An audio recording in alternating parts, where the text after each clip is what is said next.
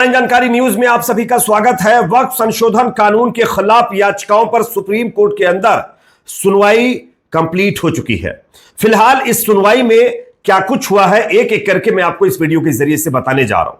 हालांकि एक चीज मैं आपको बता दूं कि इस सुनवाई में कोई निर्णय नहीं निकल पाया है, लेकिन सुप्रीम कोर्ट ने इसको लेकर के अगली तारीख जरूर तय कर दी है। लेकिन जितनी भी सुनवाई आज की हुई है उसमें जो चीजें हुई हैं वो काफी इंटरेस्टिंग है।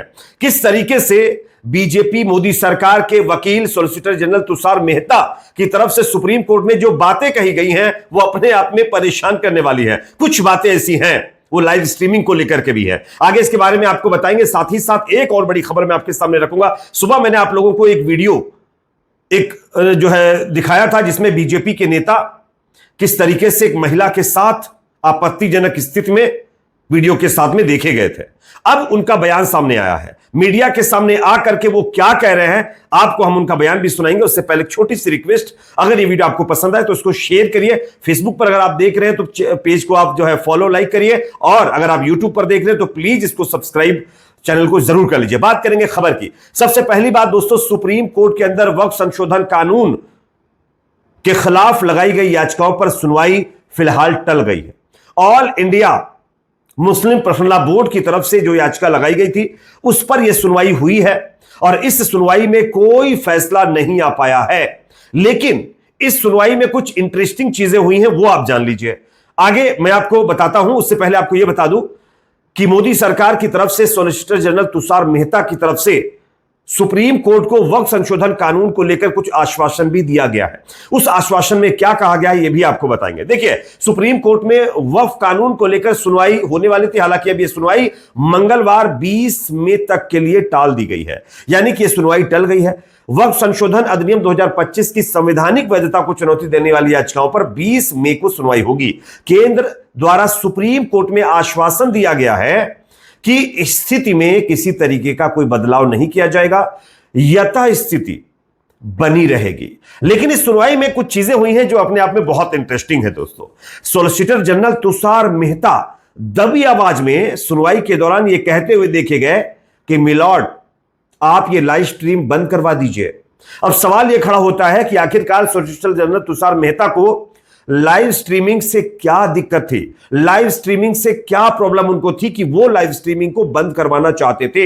हालांकि लाइव स्ट्रीमिंग बंद नहीं हुई, ये अपने आप में दिखाता है कि बीजेपी और उनके वकील ये नहीं चाहते कि जो हियरिंग हो रही है उसका लाइव स्ट्रीमिंग पूरा देश देखे, ताकि पता भी चले कि सरकार क्या तर्क दे रही है। खैर, यहां पर बंद करवाने की कोशिश की थी लेकिन हो नहीं पाया है। चलिए मैं आपको बताता हूं, केंद्र सरकार की तरफ से कुछ जवाब दाखिल किया गया है। केंद्र सरकार की ओर से पेश सॉलिसिटर जनरल तुषार मेहता ने सुप्रीम कोर्ट को बताया कि उन्होंने वक्फ मामले में शीर्ष अदालत द्वारा पहचाने गए 3 मुद्दों पर विस्तृत जवाब दाखिल कर दिया है। केंद्र ने अपने जवाब में क्या कहा है, आप स्क्रीन पर देखिए। केंद्र द्वारा यानी मोदी सरकार के द्वारा आश्वासन दिया गया है कि वक्फ अधिनियम के प्रमुख प्रावधान, जिनमें केंद्रीय वक्फ परिषद और वक्फ बोर्ड में गैर मुस्लिमों को शामिल करना और वक्फ संपत्तियों को गैर अधिसूचित करने के प्रावधान शामिल हैं, वह कुछ समय के लिए प्रभावी नहीं होंगे, यथास्थिति बनी रहेगी। यानी जिस तरीके से पहले वक्फ संशोधन कानून होल्ड पर है, इसी तरीके से आगे भी वक्फ संशोधन कानून होल्ड पर ही रहेगा। यह ठंडे बस्ते में अभी 20 मई तक रहेगा।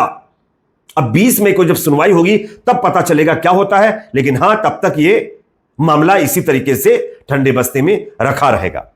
सुप्रीम कोर्ट के अंदर शायद हो सकता है लोगों का यह भी मानना है कि भाई जो मोदी सरकार के वकील हैं वो प्रिपरेशन नहीं कर पाए, उनके पास जवाब देने के लिए शायद टाइम ना हो, इसलिए भी चीजों को बढ़ाने की कोशिश की जा रही है। हालांकि क्या हुआ है इसको लेकर के अभी विस्तृत जानकारी आनी बाकी है, लेकिन हां, एक चीज तय हो गई है कि सुनवाई टल गई है। 20 मई 2025 को फिर इस पर सुनवाई होगी, तब कोई जजमेंट आएगा। क्योंकि आज आप सब जानते होंगे कि बेंच चेंज हो चुकी है।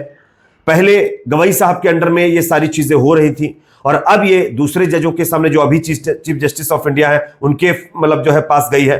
तो मामले को फिलहाल धीरे धीरे आगे बढ़ाया जा रहा है। अब 20 मई को देखना होगा क्या होता है। एक और बड़ी खबर, सुबह मैंने आपको एक वीडियो दिखाया था, तस्वीरें दिखा भी रहा हूं। ये बीजेपी के नेता हैं और इनका वीडियो वायरल हुआ था। वीडियो में ये जो हरकत करते हुए नजर आए थे वो आप लोगों ने देखा भी होगा। लेकिन अब इनका वीडियो वायरल होने के बाद ये बीजेपी के नेता कैमरे के सामने आकर के सफाई दे रहे हैं। क्या कह रहे हैं जरा आप सुनिए। अपना एक इंट्रोडक्शन दीजिएगा। बब्बन सिंह रघुवंशी, किस पार्टी से आप? सभापति, रसड़ा चीनी मिल। और अभी किस पार्टी से हैं आप? हम शुरू से ही भारतीय जनता पार्टी के कार्यकर्ता हैं, प्रदेश कार्य समिति का सदस्य भी रहा हूं।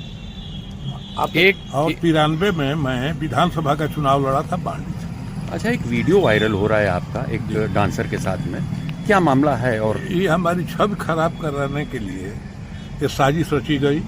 बिहार में एक मैं बारात में गया था और वहाँ केतकी सिंह के पति और केतकी सिंह के लोग, सारे लोग थे। यही सब साजिश से हमारी छवि खराब करने के लिए ऐसा कर रहे हैं। कौन कौन है इसमें? केतकी जो बीजेपी से विधायक हैं।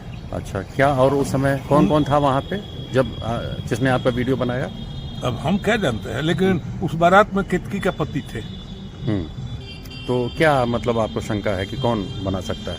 वही लोग बनवा रहे हैं फर्जी वीडियो, साजिश बना रहे हैं। ये वायरल जैसे वो महिला है, डांसर है, उसको देखा जा रहा है कि वो आपके साथ काफी मतलब बैठ के, और तो ये क्या चीजें हैं? क्या सब फर्जी है। हम ऐसा काम नहीं कर सकते। हमारा भी उम्र 70 साल का है। बोलिए, आज तक कभी ऐसा नहीं हुआ है। हमारी छवि खराब करने के लिए ऐसा किया जा रहा है। हम अभी जाएंगे, कप्तान साहब से मिलेंगे। अब चूंकि वीडियो आपका वायरल हो रहा है तो इसको लेके किसी अधिकारी के पास आप जाएंगे? किनके पास जाएंगे? पुलिस कप्तान के यहाँ लिखित शिकायत करेंगे। किनके खिलाफ में?